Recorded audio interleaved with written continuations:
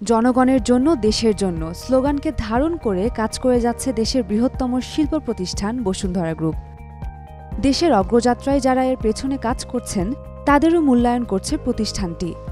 বিভিন্ন সময় সামাজিক, সাংস্কৃতিক ও খেলাধুলার অনুষ্ঠানের মাধ্যমে মিলন মেলার আয়োজন করা হয়, যার মাধ্যমে একে অপরের পরিবারের সদস্যদের সঙ্গেও পরিচিত হওয়ার সুযোগ হয়। এরই ধারাবাহিকতায় শিল্প প্রতিষ্ঠানের কর্মকর্তাদের নিয়ে আয়োজন করা হয় ব্যাডমিন্টন প্রতিযোগিতার। জমকালো আয়োজনের মধ্য দিয়েই বসুন্ধরা গ্রুপে কর্মকর্তাদের নিয়ে বসুন্ধরা কর্পোরেট ব্যাডমিন্টন টুর্নামেন্ট 2025 অনুষ্ঠিত হয়েছে। শুক্রবার সন্ধ্যায় বসুন্ধরা স্পোর্টস সিটির নর্থ জোনের ইনডোরে পুরস্কার বিতরণের মধ্য দিয়ে শেষ হয় এ টুর্নামেন্ট।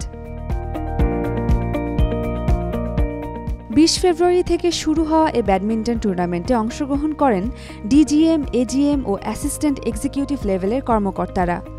পুরুষ একক ও ডাবল ক্যাটাগরিতে প্রতিযোগিতায় অংশগ্রহণ করেন তারা। মূলত বসুন্ধরা গ্রুপের সেক্টর সি এর আয়োজনে এ ব্যাডমিন্টন প্রতিযোগিতার আয়োজন করা হয়। টুর্নামেন্টে পুরুষ একক জুনিয়র ক্যাটাগরিতে এসকে মইনুল হাসানকে 21-6 ও 21-10 গেমে পরাজিত করে চ্যাম্পিয়ন হন মোহাম্মদ ফায়াজ। পুরুষ দ্বৈত জুনিয়র ক্যাটাগরিতে চ্যাম্পিয়ন হয়েছেন মইনুল হাসান, আশিকুর রহমান এবং রানার্স আপ মোহাম্মদ শামিম আল মাহমুদ, মোহাম্মদ মামুনুর রশিদ। তাদের গেম পয়েন্ট ছিল 21-10 ও 21-12। অন্যদিকে পুরুষ একক সিনিয়র ক্যাটাগরিতে চ্যাম্পিয়ন হয়েছেন মামুনুর রশিদ। রানার্স আপ ইমরুল হাসান, তাদের গেম পয়েন্ট ছিল 21-7 ও 21-14। তৃতীয় স্থান ইমরান বিন ফেরদৌস।